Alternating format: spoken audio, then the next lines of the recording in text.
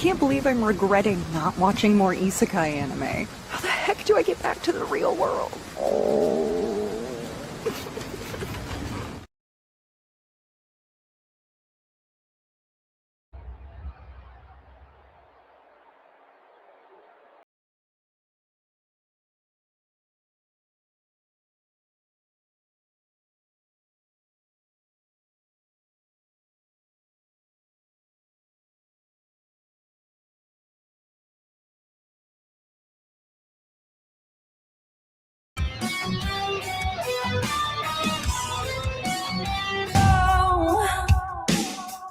The creature's dark if change, only pain and sorrow. No one else to blame.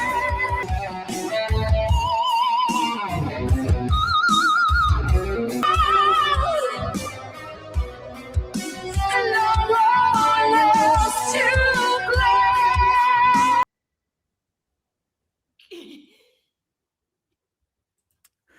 Welcome to the Monkey Art Show, or the Monkey Show, or what the hell we do here on the Plunge Comics channel. I would like to introduce to you my co-host, the one and only, the whole freaking package. Now we're talking. Oh, yeah. That's the whole goddamn package right there. Welcome, Timothy Olsen. That was totally all me right there. With the motorcycle. I think that was me back in like about maybe 88, 87 when I was actually riding motorbikes. And I mean, in my own anymore. delusion, that's how I visualize myself. Yeah, I think that's definitely. Now we're talking. Oh, yeah. That's the whole goddamn package right there. Now, joining us today, Tim, is a good friend of mine and a very, very classy person, I must say, Lunchbox Warren. So I am going to give him his own intro. And do you think he deserves a intro worthy of his status? Yes. Let's give him a good All right. intro. Let's try something.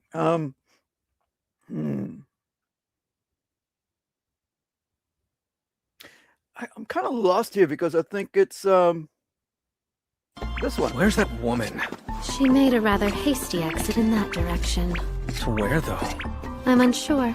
Oh yeah, she's gone free at last. Welcome, Warren. How are you doing, mate? Doing awesome. Thank you for that beautiful intro. Wasn't as good as my intro, but then what? No, intro? not even close. I mean, we all want to be Henry Cavill. Wait, you want Calvary. Now we're talking. Oh, yeah. That's the whole goddamn package right there. That's the elf nerd right there. exactly. I am the elf nerd. In my head. All right. All right, folks. So Warren's Discord and Warren's Linktree is in the chat. Do check it out. Go join it. His Discord or his Linktree, his links, the thing. But Discord's pretty cool. I think it's something we just started recently.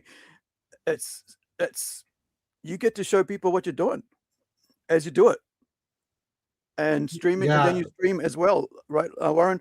Yeah, it's a new thing for me too. It's been kind of interesting. It's like having a really get in touch with the people that are following you and stuff along those lines. You get a lot of cool stuff that way. So now, one of the things that people, yesterday I was on a live stream with Jason Bescom and Angela. I cannot remember her last name because she's got different names on Twitter and Facebook and stuff. I'm sorry, on YouTube and stuff. But it was such a good hour and a half chat that I had there with Unhinged Entertainment. They, at the end of it, Jason mentioned you about what you do when you're drawing on your stream, which is have music playing in the background, and so it keeps people watching, not bored, or kind of like, because if you're not saying anything between the silence moments when you're concentrating, people might just tune out, but you have the music there and that keeps people going. So what gave you that idea, dude? Well, I've always I love listening to music when I draw. It's a big motivation of mine and will help me with writing along those lines. And then I've always was trying to figure out a way to get music on my stream, so that way, in case, like you said, you don't talk. Because when I first started streaming, I would go long spots without talking, because it's actually a talent that you have to practice to be able to talk, especially when like no one's talking back. And sometimes, I've streamed with no one watching me at all. So I was actually talking even though no one was there, just to practice. And then I was looking through like Spotify, trying to find YouTube safe playlists, and 9 times out of 10 they would work, but sometimes though that there would be music in there that would still get flagged. I tried using music that I had permission for, and I think Facebook, if you fart too loud, it'll flag you for copyright, because their algorithm's ridiculous. Right. So I started playing around with one of those music generating apps, and I just generated a bunch of instrumental synthwave stuff and edited it all together, and then put it on my EV Mux program in the background, and then I was able to play music. And I play it a little bit low, but it allows a little bit for something to listen to when I'm not talking as much. I talk a lot more now, but yeah, it helps out with the people who are watching, because some people who watch me are also drawing too, and now they're using that music for their own entertainment along those lines, because you can just put it on the background and you can just hear the music playing and watch me draw that way. So now, I didn't get to introduce you formally, but I just wanted to talk about that just for, because it's top of my head. Now, let people know who you are, what you do, where you're from, and all that other good bio stuff. Oh, yeah. My name is Lunchbox Warren. I'm from the Pacific Northwest area in America.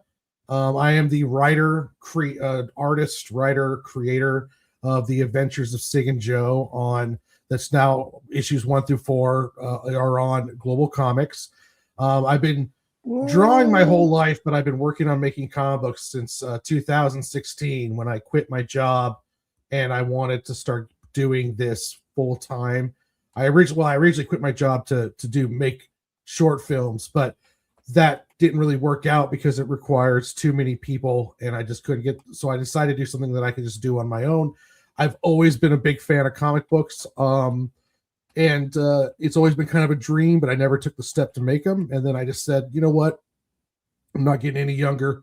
So I just started making my first comic book and started putting a story together.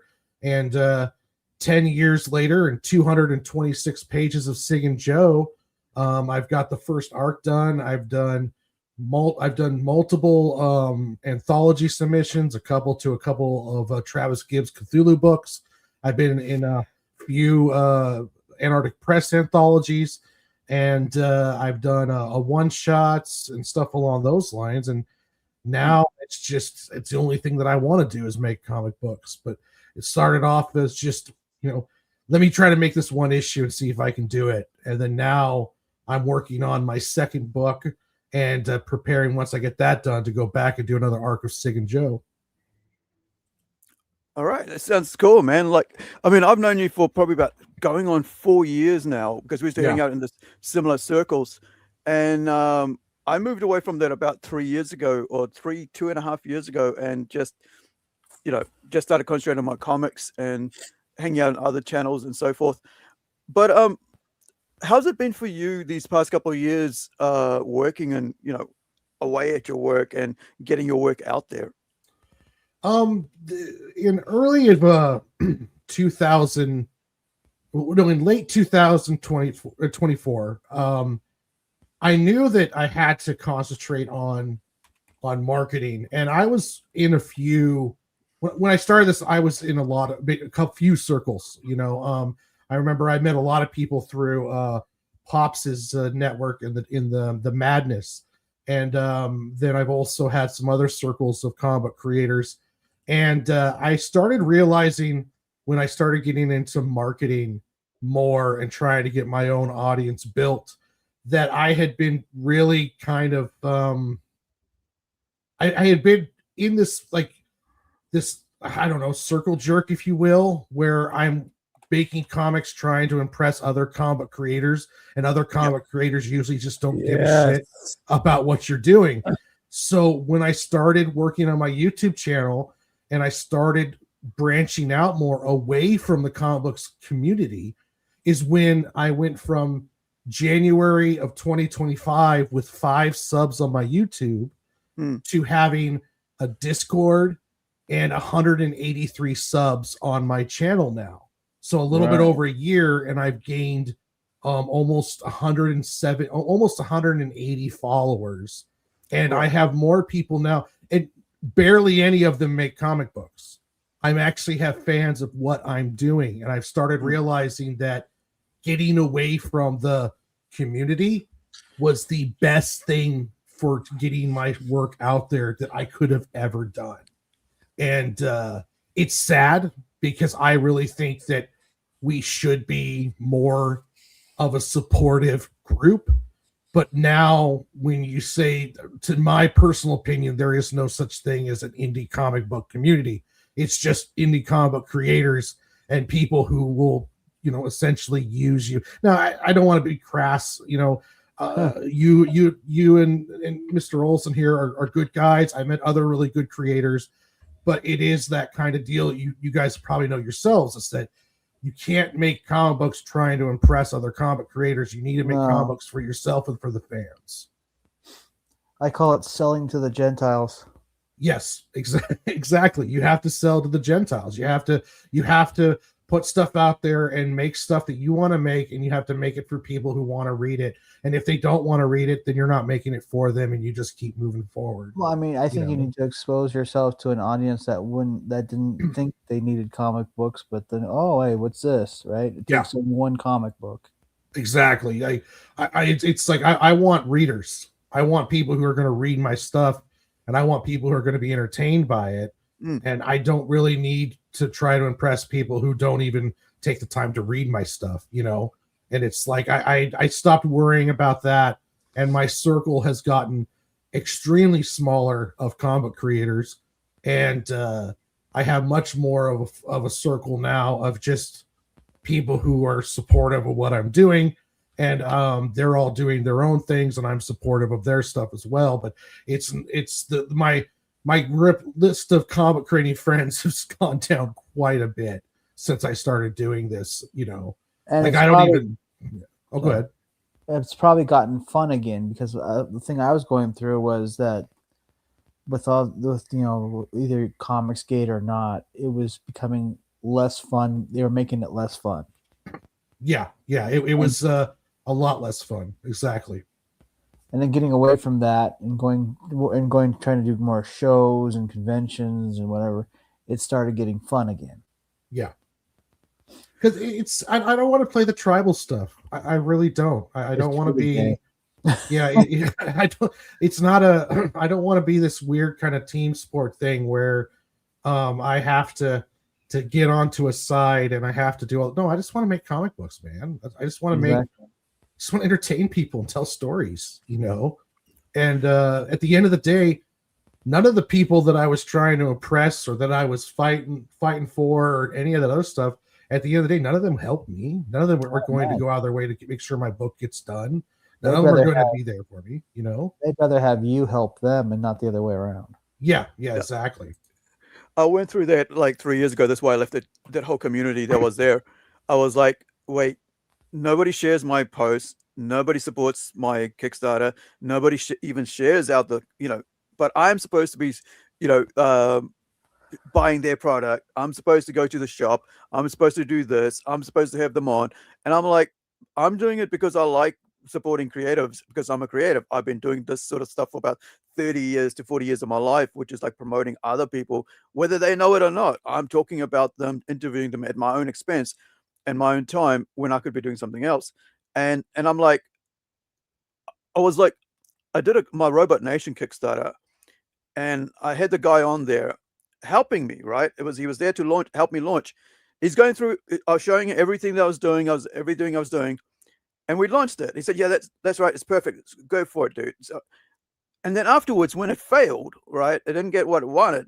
He was like, "Oh, you should have done this. You should have done this." I said, in my head, I'm thinking, "You asshole! You were here with me, helping me set it up, watching me launch it, and I asked you to walk me through this because my first one on my own, and I was like, I'm done with this shit.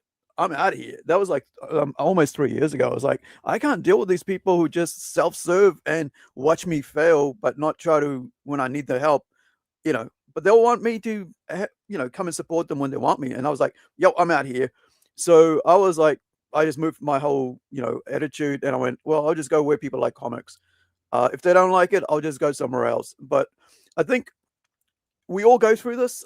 This is part of like growing up, I think, and realizing which people are fake and which aren't. I mean, like you look at it right now, you've got a guy named Jeremy Hambley who's just been outed as this bad person because for 15 years he's been on the internet lying, defrauding people, gooning on children in public, right, with a camera for his live streams, and on mothers with their kids. And now everything about him is coming out, and yet there are women out here supporting him and is okay with him, like taking down channels. It's okay with him what he's done, and then they're like, "Oh, but we're just being good Christians." I'm like, you don't support people doing bad things and say I'm a good Christian. And I think this is the way. This is how you destroy, communities, because people.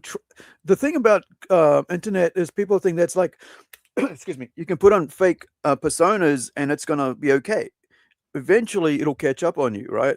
Because you're gonna start hiding, lies, and you're gonna start saying things to somebody, and somebody will go, "Wait, he said that to me behind my back. Did you hear him say that?" It's like, I got your back, but you don't have my back. It's like, what the hell? So let's go. I think, and Tim is right as well. It's, you got to go to the Gentiles. I mean, like, I'm building up my comics to go to the Gentiles, building up enough items to take, because otherwise, if you show up and you got to spend $500 to $800 for special, where I'm going, it's going to cost me about $500 to $800 to put on to go to this event. Whereas I could put my own on for about around that much. But this is a bigger audience. You got about 40,000 people go to it. If I can get 1% of that, which is like what, 400, right? I'll be happy to have 400 walk across my table and look at my work. And you got to have enough to do that.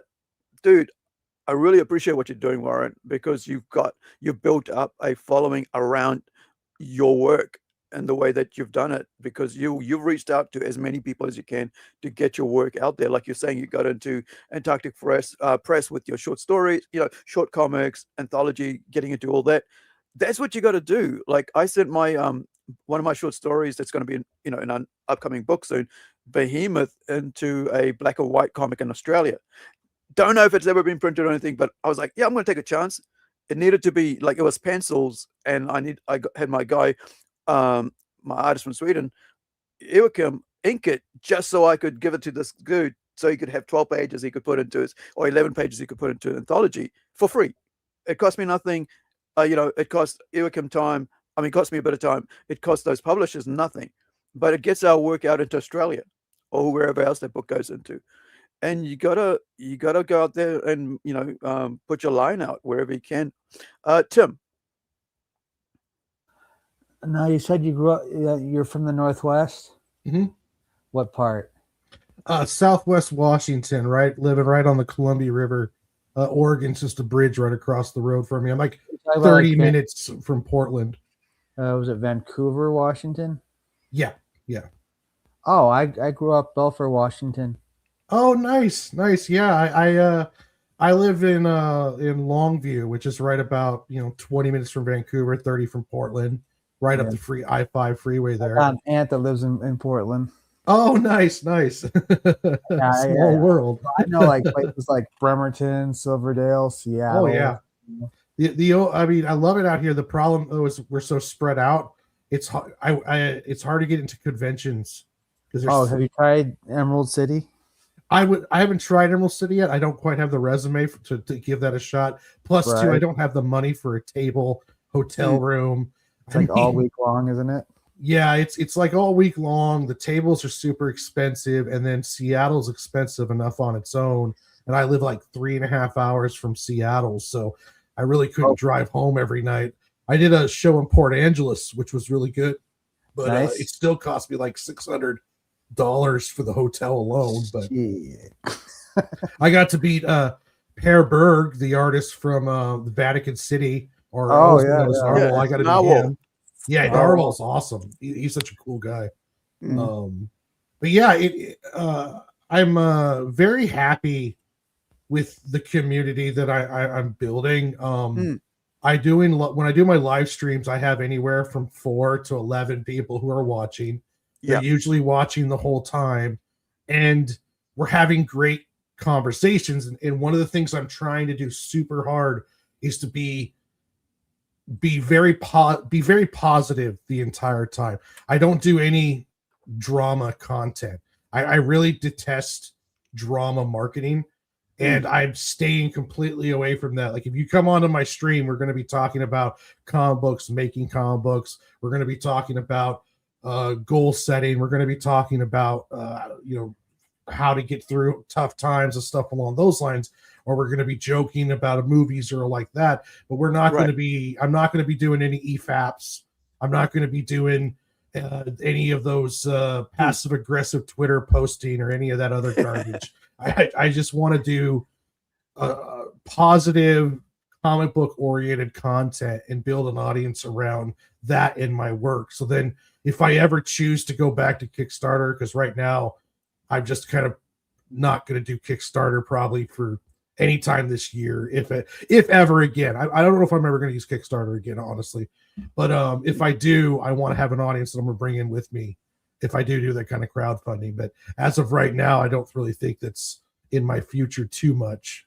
But Yeah, I think I'm going to be moving, give or take, probably in a year or so towards pre-orders, because I think by the time I should be secure enough to actually print my own books, right? yeah, At least like 50 books, and be able to take them out or have people like just buy off the website themselves. With all these different avenues that you've been able to build up, how hard has it been for you, dude? It's been it was very hard because I'm a very private person, and I did not like putting myself out there. But in December 1st of last year, I had this kind of, I don't know, life-changing moment, and I gave up smoking pot, and I started trying to eat healthier. And then by January 1st, I started doing daily YouTube shorts where I was counting this day of this year-long journey, and I started doing more, a couple other different shows. I'm on a show every Friday called The Last Panel. I was doing shows with a guy named MSK. I was doing a lot of stuff, and I just started getting out there more and forcing myself to take on something uncomfortable.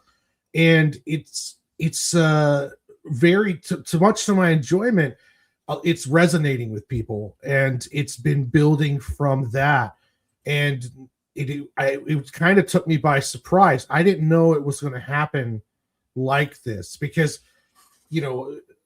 I'm gaining followers, not like at an insane rate, but it's at least a follower every 2 or 3 days. It seems like it's not happening exactly like that, but it's like a week of nothing, and then all of a sudden I get 5 subs, and I'm getting people who are telling me about their own health journeys, and I'm getting people who are into artwork and enjoying the art, and I'm meeting all of these new people who are resonating with what I'm talking about. And it's been easier than I guess easier, but at the same time, it's really, really super difficult because I got to put myself out there, which I usually don't like doing. And I've gotten so much better at talking online, and I'm getting better at pitching stuff. And it's been happening very organically, which was what I wanted. But it's been a very at times a lot of pressure, and I've been trying to navigate that, and I've just been it's been fun, but it's been a lot of self growth in order to get where I'm getting to right now, and it's been a kind of a journey for me. It's been very, very interesting, and opening myself up has been a huge thing for me. A lot more, and it's affected even on my own personal life away from the camera. Has been getting better, and I'm getting more personable and getting out of my shell more. So yeah, it's weird how it just clicked one day, because I've been trying to do this for 10 years now, and marketing has been like it'd be easier to learn Latin and try to figure out how to sell something and market yourself. But now it's just starting to click, and I don't know if it's just the right time for it to happen, or doing comic books has built up my self-confidence enough where I can do it. But it's starting to work out pretty good for me, and I'm very happy with how things are progressing right now. You're muted, Tim. I'm unmuted now. All right. Have you tried maybe doing like appearances at bookstores or comic book shops in also kind of with comic book convention appearances? I would like to. I go to a comic book shop in St. Helens, Oregon, and I've become good friends with the owner there. And we've talked about me doing an appearance. And I know that when the Squirrel book that I'm working on now gets done, I'm going to be pushing that one a lot even harder than I'm pushing Sig and Joe. And I plan to start really trying to start attacking the Vancouver, Portland area, because Portland itself has like 15, 20 kind of almost legendary comic book shops. Vancouver has a few, and I want to start hitting more of those conventions. I'm doing the local area stuff. I'm going to be doing a fandom con. Well, it's a convention, but it's at our local mall, very small, first time it's ever been done, and I'm going to be there. And I'm excited about that one because it's going to be essentially a comic book convention. So I'm hoping to meet some like local area comic book artists. Like, I'm the only person that I know that does comic books around here. So I know there's more people, but I just need to meet them. So yeah, the plan is to start getting out there more and more. And when I get the Squirrel book done later this year, that's going to be a real big push for me, because I think the Squirrel book is going to be it's very marketable, and I hope that I think it's going to be quite a success compared to what Sig and Joe currently is right now. I did a 17-page test one-shot with the Squirrel book, and I've sold 3 times as many of those than I have of anything Sig and Joe. So I think it's like, I hear this all the time, and I completely believe it now 100%. The best thing as a comic creator you can do is to make content, to make comic books. Even if you're not getting out there enough, keep making them. 1, 2, 3, 4. Just having just having a graphic novel, 226-page graphic novel, gives a level of legitimacy to you, to just even people who don't even read comic books. They're like, oh wow, you did this. Okay, you're really into this. You have that dedication. So yeah, I do plan to try to do more, and I'm going to start trying to tap into the Portland scene and see how that goes. I want to go to a Road City Con. I want to try to hit up a couple of the mall cons and stuff along those lines. So yeah, I'm trying to get in there and to get more views and more signings and stuff along those lines. Now, you mentioned you've got like Sig and Joe, which is basically what it's a cigarettes, right? And then you're doing the Squirrel book. So what's the difference between the two? Sig and Joe is essentially a combination of everything that I love. 90s action, sci-fi. It's an action comedy with heart, very much kind of like in the vein of like Firefly, or how James Gunn will direct like Suicide Squad or Guardians of the Galaxy, where it has almost a goofiness about it. And then there's lots of action. And then there are these serious moments that you wouldn't expect from a comic book that has its lead stars are a coffee cup and cigarette with arms and legs. And Right. I always tell people it's like Firefly and Mad Max had a baby mixed in with a little bit of Blade Runner and told in the world of Aqua Teen Hunger Force, you know. And the Squirrel book is much more easier to put down like a 10-second pitch on. The Squirrel book is a group of squirrels that live in the local city park, and they fight off an alien invasion to save the town. So it's much more of it's an easier marketer. It's much more of a pointed plot line, if you will. Sig and Joe, these 226 pages are like a visual representation of me learning how to make comics from page one. With my issue 1 was my freshman year up until I finished issue 4, which was almost kind of like my senior year, if you will, even though I still have a lot more to learn and get better at. There's a lot of like story I could have done better in a lot of aspects of it, but this is you're watching me get better or learn how to make comics as this goes, and you're watching me improve on my lettering and my artwork. And like if you look at the artwork in this issue 1 here as compared to the artwork of issue 4, you'll see a massive improvement on how I'm drawing, how I'm putting my characters, how I'm doing my perspective, anatomy. I mean, all of the stuff is starting to get better. My lines are cleaning up. My pacing's getting better. And you'll see that I fill up more backgrounds. Just there's a lot of stuff that you can see as I grow. And with the Squirrel book, the plot line is a lot more simplistic in the aspect of that it's about squirrels fighting aliens to save the park. And, you know, and that right there is a kind of a selling point. With Sig and Joe, it's like, what's that about? Well, Sig and Joe are brothers in this post-apocalyptic world on a mining moon, taking on evil corporations, but at the same time, you know, it's like there's a bunch of stuff going on, and it's much harder to nail down because it was me trying to learn how to make comic books.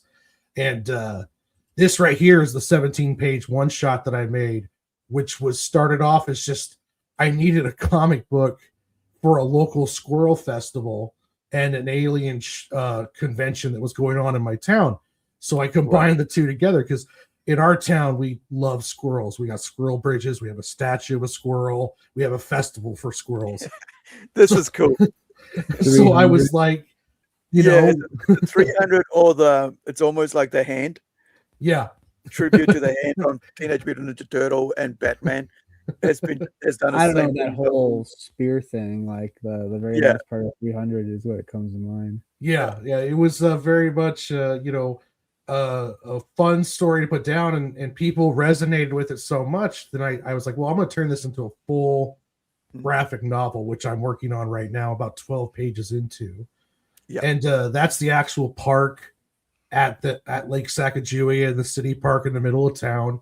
Mm-hmm. And even if you look at this stuff compared to what the pages that I'm doing now, you can see my improvement on how I'm doing trees, perspective, drawing the stuff around. All the squirrels are fleshed out much more.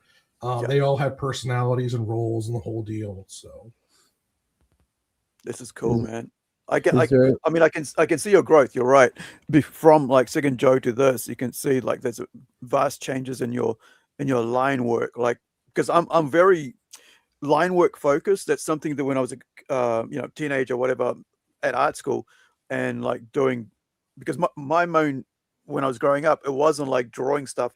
It was mainly lines. Like, how do I see lines turn and stuff? And so that's why I got into design. And so when I see great line work, I go, well, that's what grabs me, because it gives an artist their identity when they do the line work and the characterization. So people can tell this is your work because of, following you, and having read your work. And I think here's something that like a lot of people, because we're the indies, we can do things the way we want. There's no specific way to do a squirrel, right? You don't have Yeah. to have it look like realistic 100%, or like friggin' what's it called? Not Groot, sorry. What's his name from Guardians of the Galaxy? Oh, Groot. No, the squirrel guy, Oh, a rocket raccoon. raccoon. So I can Yeah. kind of isn't it the same thing, raccoons and squirrels? No, Well, raccoons are more like the size of a cat and have kind of like they look like they have a mask on them. Squirrels are more of like a rat size, but cuter. Oh, okay. Okay. See, we don't have them in New Zealand, so there's my thing there. But like, I it's a school. I was like, it's looks and feels like a fun comic, and I think you're right. Now, one thing I've got to we haven't mentioned is that Warren's actually colorblind. That's why you don't see any color, but you'll see the way he's been trying to portray color when you see some of the work. Like when you go back to I was over here. When you look at the fire, right? I mean, the flames here. How you're doing the gradients and stuff like that. How do you like? Because I've always found that interesting that like you're not able to see color, but you're able to see like the shades and stuff, like shadows and gradients of whatever it is that you're seeing. Has it been like hard doing using creating comics while having that sort of side of your situation going on with your eyesight? No, I mean there is a frustrating part of it because there everything could be more commercial if it's in color. Yeah. It's one of those things where it's like I can't do it even if I wanted to because with color blindness you see some colors, but it's the range of colors are what the problem is. And so when you're trying to do color theory, you can't do certain shades of red because there's certain shades of red I can't see when it gets between reds and oranges. So I can't pro color no matter if I wanted to right now. And that kind of, so I was like, okay, I need to like figure out how to do this without it. So I started creating this shell shaded style.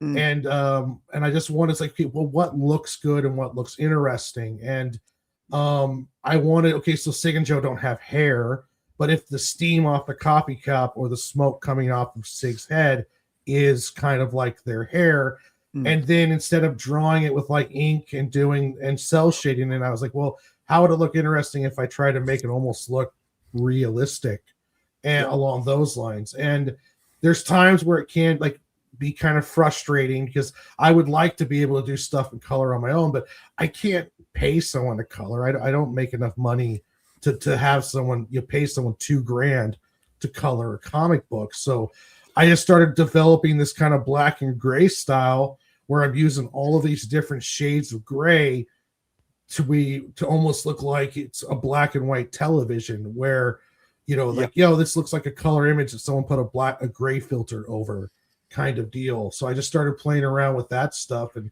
trying to create my own look. And I do have my good friend Phil Leon has gone over my grayscales in a couple projects. I did a Pinguina short story that he was a part of, and that he did the colors over top of. And but yeah, it's been a struggle because it does limit you. I mean, black and white's great for printing because it doesn't cost money. It costs less money, but at the same time, though, people like, especially here, like on webtoons and webcomics, and in Western comics, they like color. Now, with the burst of manga, it's been better. And I do have I don't know if it's necessarily a unique gray style, but it doesn't look bad. So people have been complimenting me on that gray style.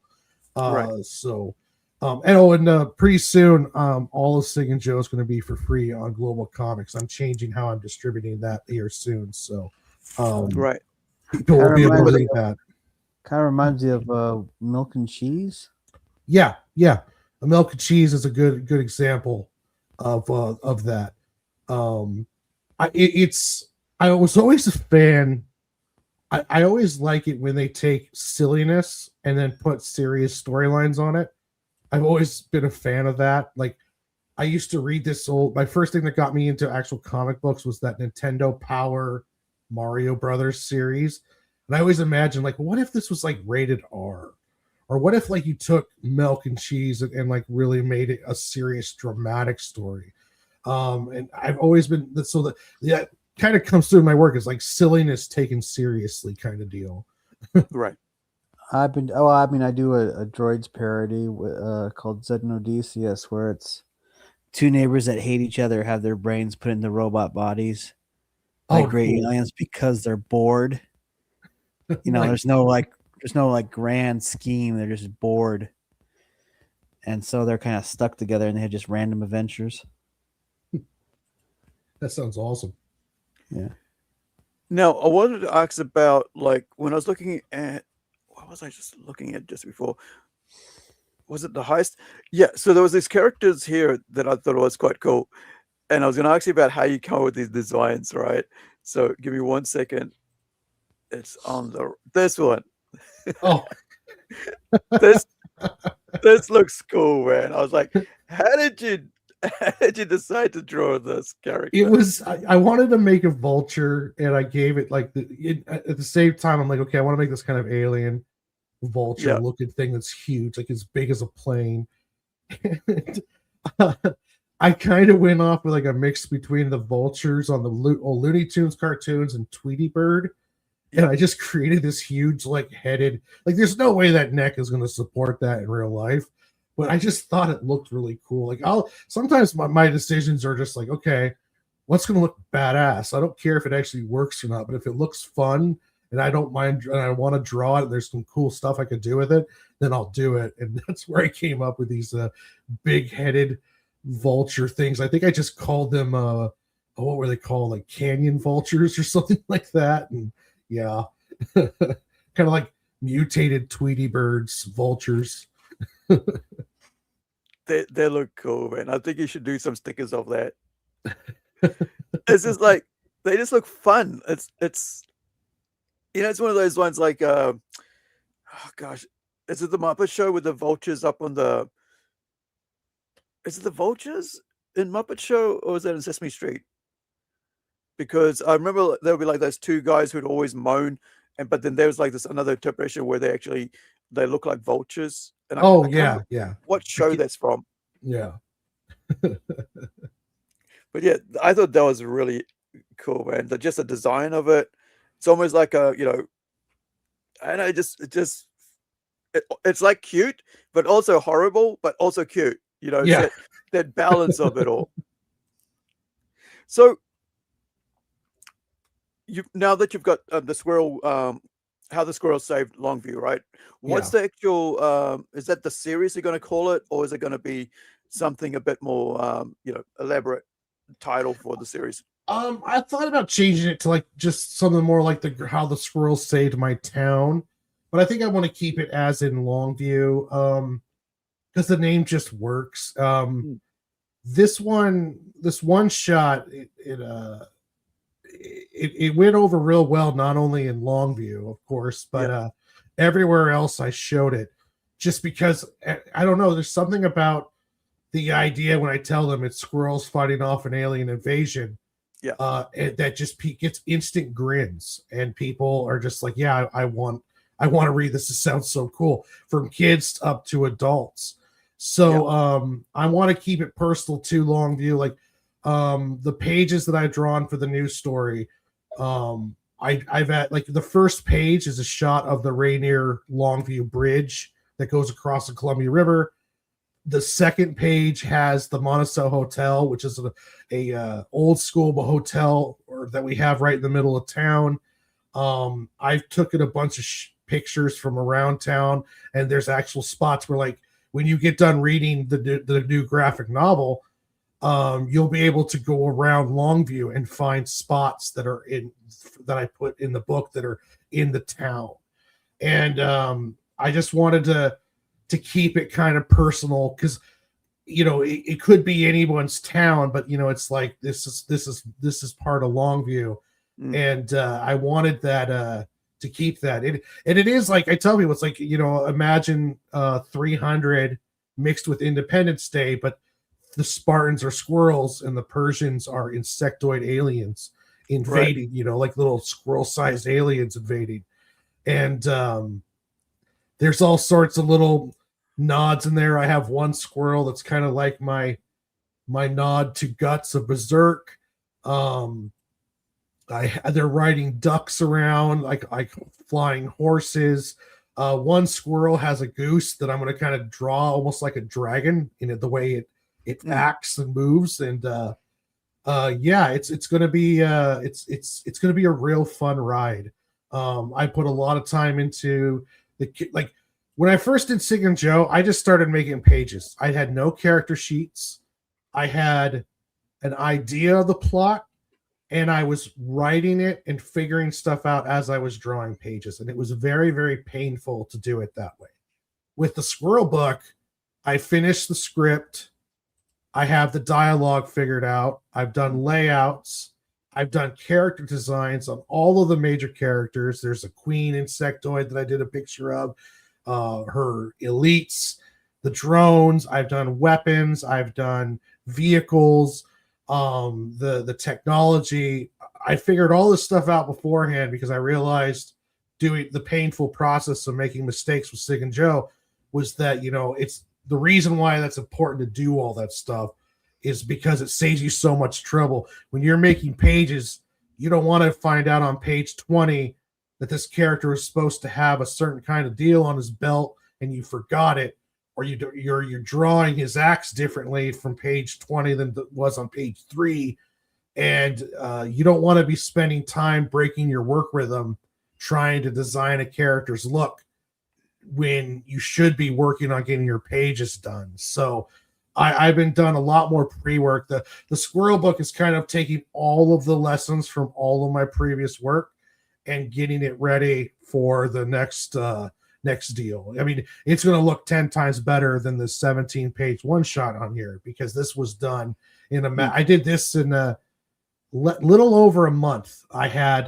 went from nothing to having an 18-page one-shot of this the Squirrel book, and now it's become much more grandiose. The insectoids look a lot different. The squirrels have actual gear on and their own personalized weapons and personality and stuff along those lines. So I'm very happy and proud of the work that's coming out, and I can't wait to get that done and get started on the second arc of Sig and Joe.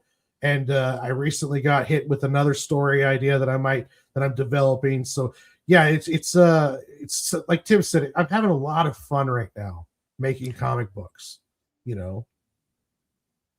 And I think that's basically what the whole idea behind creating comic book, right? It's somebody said today on Twitter, I think it was Kelsey, and then let me read this out because I thought that was pretty cool. Because there's a conversation about like if somebody isn't paying you, then you shouldn't be, you should go work, some other job until at that level. But here's something. Let me see if I can find it quickly. It was put up by Kelsey Shannon. Here it is. Wait, where'd you run away to? Okay, so Kelsey Shannon says, real talk. If making comic does not afford you a living wage, then do something else until it can, right? Yeah. And if a publisher can't or won't pay you enough to pay your bills, do something else. Want it, earn it, sacrifice for it, or do something else, right? So Mike S. Miller, right? Mike, he writes, it's a hobby until it's a job. If you're doing it because you love it, you'll do it in your spare time. You can't force a living wage onto a limited marketplace, and I agree with that, man. Like, I think you can't be out there going, I want $100 a page when your work doesn't look that way, or such and such, or you want $500 a page or $600. It's like, dude, just be real. There's a limited marketplace. There is a limited supply of writers, creators, and indie publishers, right, who can afford what they can afford. And if you're in there going, you got to pay me this, you got to pay me this, it's like, bro, It's like me going to somebody that going, hey, buy my $60 variant because that's all I'm going to give here today, not my $10 book, right? Yeah, buy yeah, my buy my $60 variant with the foil cover, but not my $10 book that you can, regular cover. I mean, it's very weird nowadays that people have idea of what the indie comics community is and where it's going and who's allowed in it and who isn't. And I find that very offensive when people say, well, this is indie and this is an indie, this is indie and this is indie. It's yeah. like I completely agree. you Yeah, yeah, you don't get to tell me what I create as an independent creator, which is what indie means, right? Independent, outside of the mainstream. Out here, we can do whatever the hell we want, whenever we want, and hopefully somebody will like it. And if they like it, we'll carry on doing more of it. If they don't, we'll try something else. And I think I love seeing indie comics and indie creators doing their own creations, man, because if you're doing the same thing that the mainstream's doing, then you're not an indie creator. You're just following the mainstream. You have got different desires for it, right? Because at the end of the day, it's a hobby until it's a job. As Mike Miller says, you're getting better at it. You're getting better at it. You're going out there, meeting people, selling your work. They like it. You sell more. They like it more. More people get to see it. Suddenly, you get picked up. Yay! But that doesn't mean you made it. You know? yeah. Just because you got a publisher, that doesn't mean you made it. Because I've seen some people treat publishers like shit. Right? If the publisher doesn't give you what you want, then you turn on them. It's like, wait, if it wasn't for the publisher, you wouldn't have nothing, right? So there's a really really good balancing act you got to do, with people in this sphere, because we are out here just creating for the hell of and love of it, right? You started doing this because you've been a fan for ages, right? And you did it because it's what you wanted to do for a long time. And I think most of us out here now, I'm 53. I just turned 53 last Friday, Friday week, and I started doing comics in 2007 when I realized I couldn't do a regular job because of my car accident, and I was like, okay, well, I want to write comics. I mean, I want to be a writer. That was my dream. I want to write, right? And it was going to be filmmaking, but then car accident. Then I couldn't do that. Okay, what can I do? Well, let's do what I can do on my own. Write comics, get a freaking mouse out, go around the screenshots of my student film and make that into a 60 page, 6-issue comic book, right? Black and white. It wasn't even, a lot of time it wasn't even hand drawn because I didn't have my Wacom then.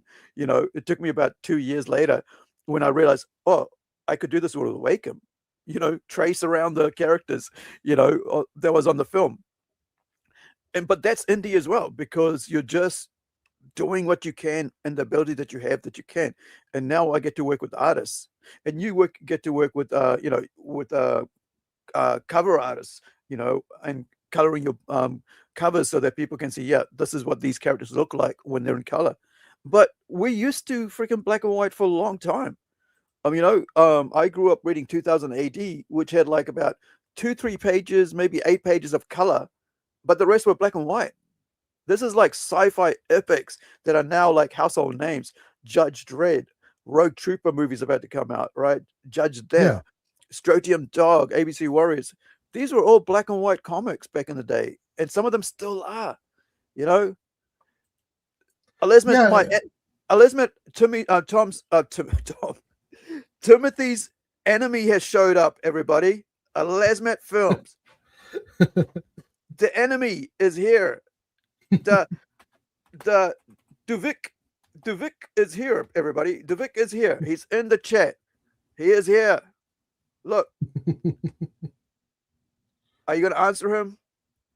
Oh no, we have lost our friend. Oh. No, he's there. Tim, Duck Boy wants your input. He's asking, where are you? You're muted. Maybe you stepped out for a bit. But anyway, Duck Boy is here, but I'm sorry, Duck Boy. Tim is here, Lesmat, and Divik. You Divik. Yeah, but you're absolutely right. Like, I tell people all the time, it's like my profession is making comic books.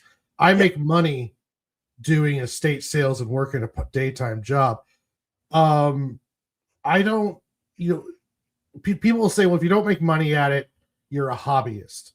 Well, I spend more time making comic books than anything else. I've done over 226 pages of my ongoing series. I did 31 pages for the Ninja High School submission that's on my Global Comics page. Yeah. I've been published in multiple anthologies and smaller press books. Yeah. And so maybe I don't make a living off of it, but I sure as hell am a comic book creator. I'm sure as hell doing this, and I'm making comic books, and I'm dedicated to doing it. So to try to simple that down to calling me like a hobbyist or calling someone a hobbyist because they're not making money at it, it's like, well, that's just ridiculous. You don't get to tell me what I am and what I'm not just based upon your weird gatekeepy bullshit. Would I love to be making money off of this and just have to worry about making comics every day? That'd be great, and maybe one day I will. But it's not gonna define me if I don't. I'm gonna keep making my stories and keep trying to get better. My motto in life and in comic books is that every page, every panel, every book is better than the last, and I'm just gonna keep working until I'm undeniable. And this are pages from the new Squirrel story. Hold on for a minute, Warren. Hold on for a minute. Duck Boy just said something in the chat that I've got an answer for. Yeah. Right. He just said this was the easiest victory ever. Now, Tim said he was only going to be around for an hour because it's Sunday night. He's got work in the morning. However, up till now, I've pulled my punches. I intend to eat their lunches. No more Mr. Nice Guy, not for me.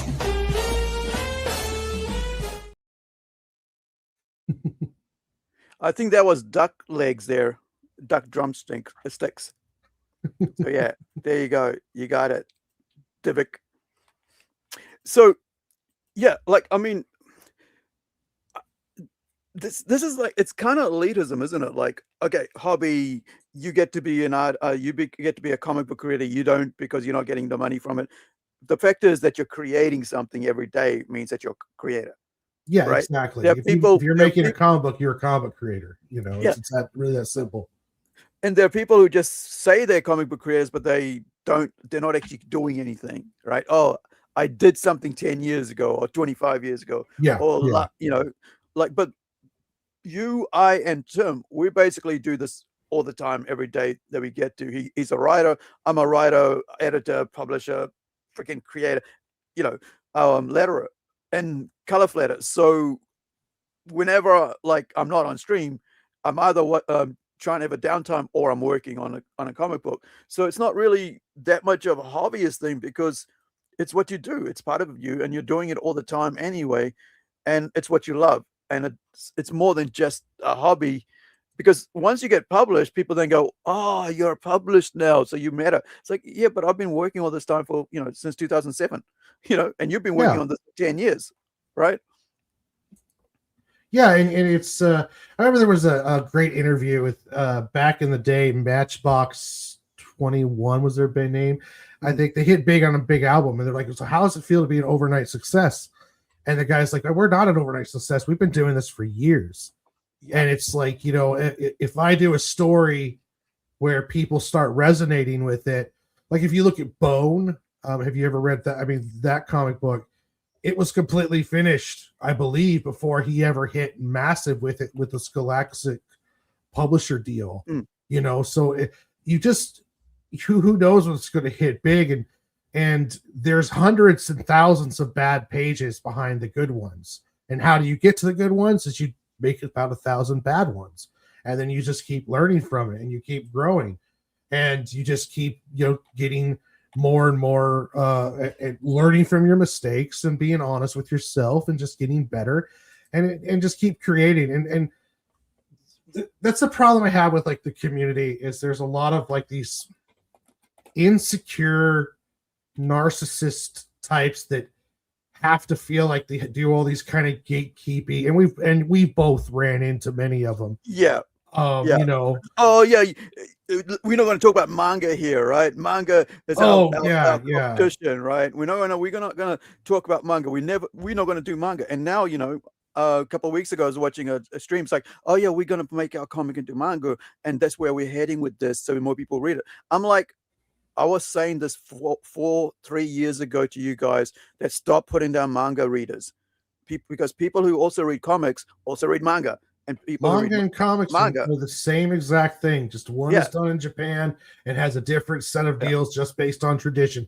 They're both sequential storytelling, and to discredit manga just because of where it's at or because you're jealous of its success is missing the point.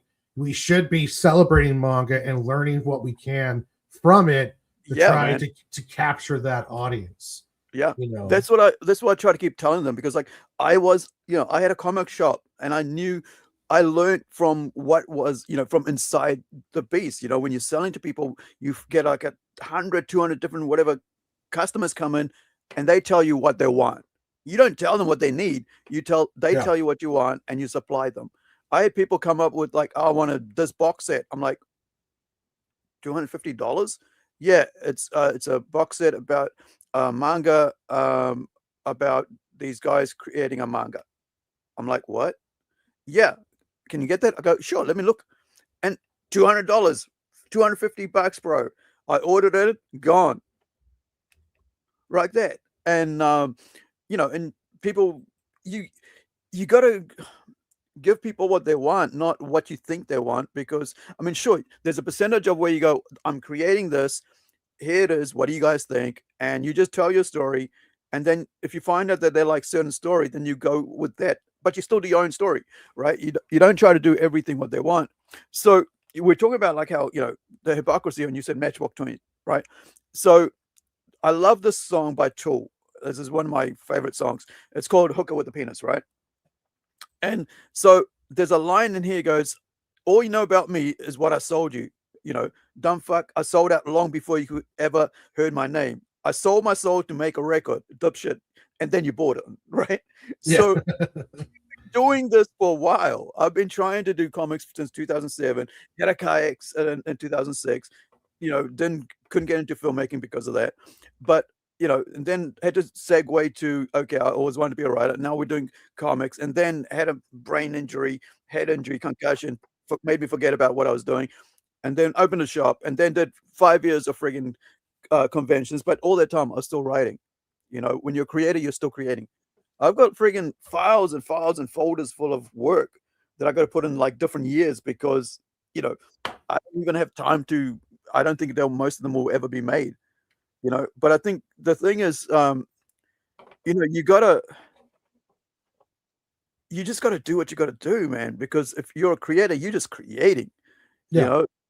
And that quote is awesome, like from both here and Matchbox 20, right? These guys have been doing this, and we have been doing this for a long time. We didn't just suddenly become, here, and here's my comic. It's like, no, we've been plugging away with it.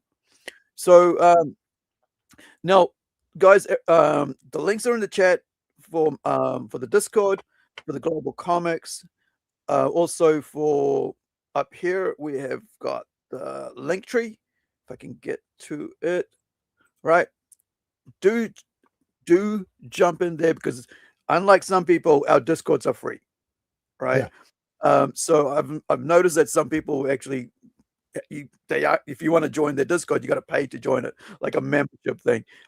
With us, for me, it's like, hey, I've only discovered Discord and doing, putting stuff on Discord because of this guy, because I don't really think that you could use Discord the way you're using it and he's using it, which is like show people what you're doing, Yeah. And create a community around that.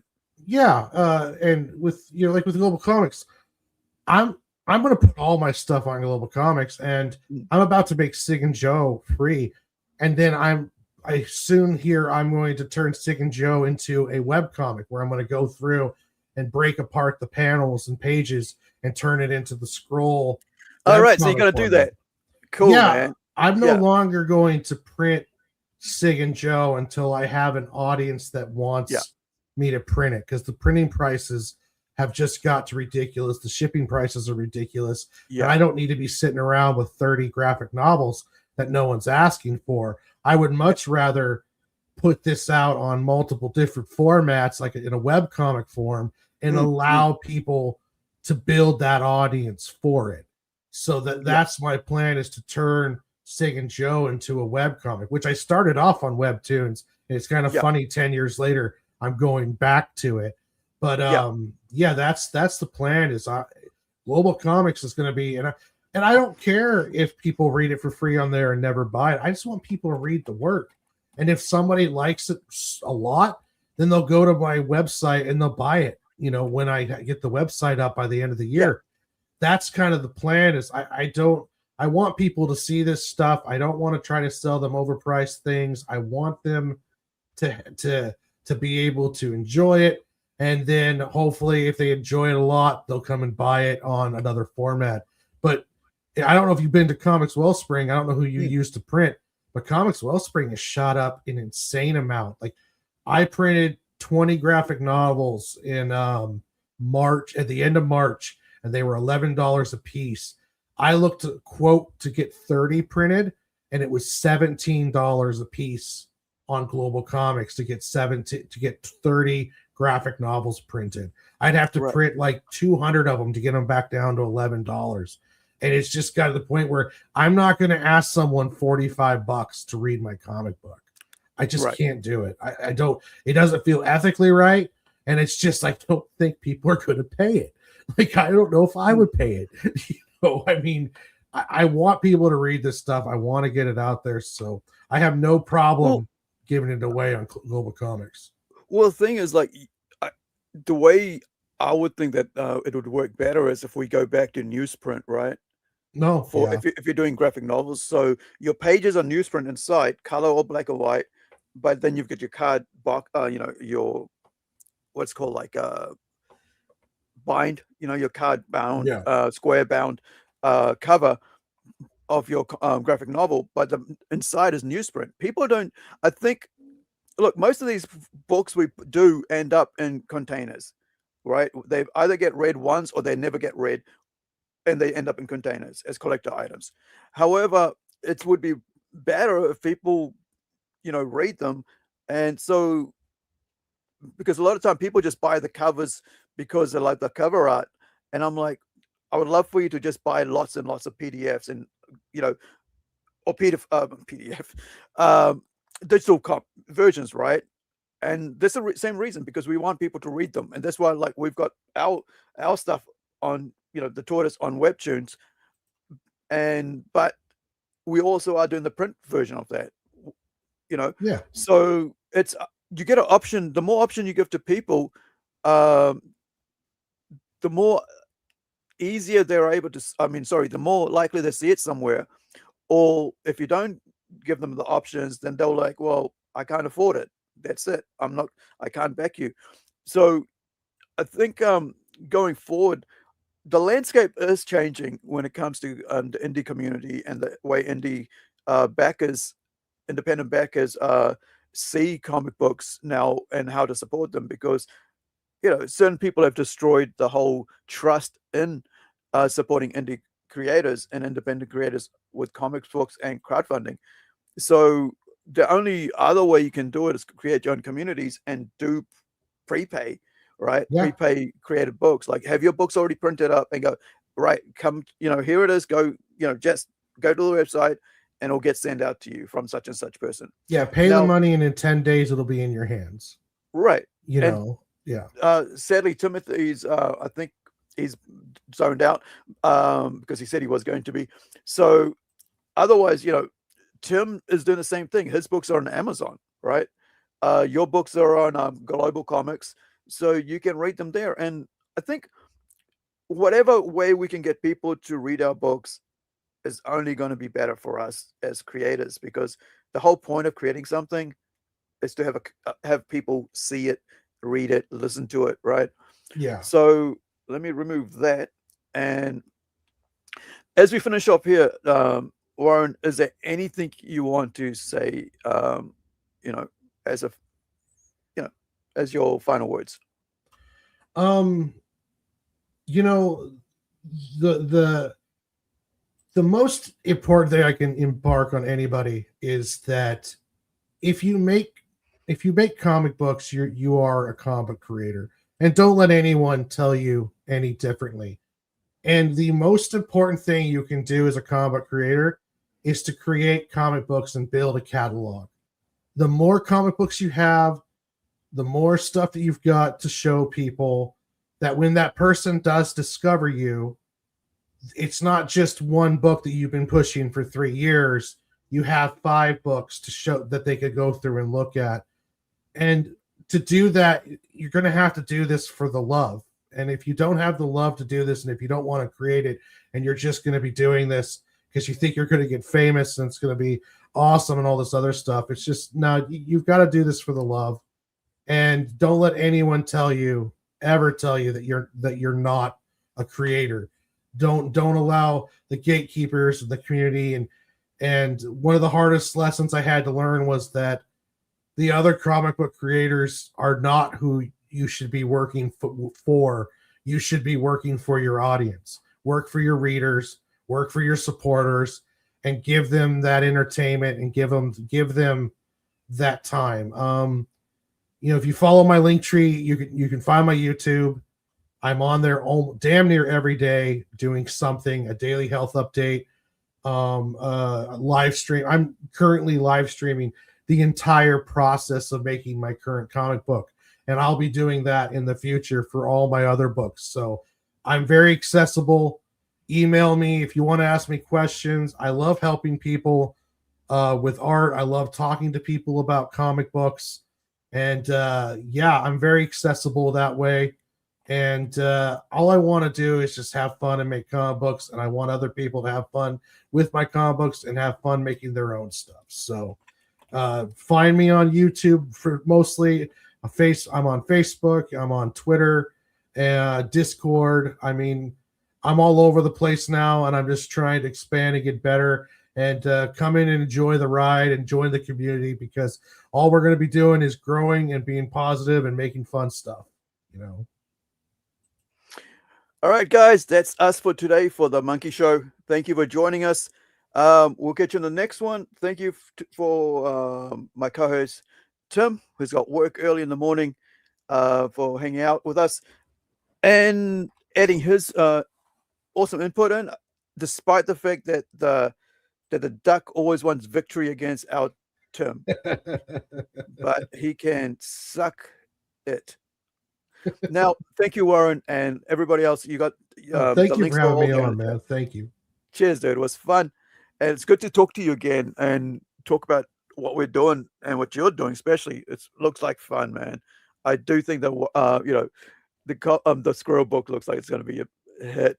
And you said it's like people like it, but like I think there's some amazing looking characters in there. I think that's what really brings me to comics and certain books. It's the character and the art style. I just find if it's fun, that's what I want to read, because I think a lot of people, we're all busy, and so if we have something fun to watch, read, we'll do that over anything else. So thank you, Ryan. All right, everybody else, kick it down or wherever you are. Be well, be safe, and we'll catch you on the next one. Bye for now. Nope. Can't stay here anymore. I gotta get back. I think this was the spot. Oh Lord, I beseech thee, please return me to my old life. I swear I'll do anything. Like, literally anything. And I won't bother you again, so pretty please bring me back to life.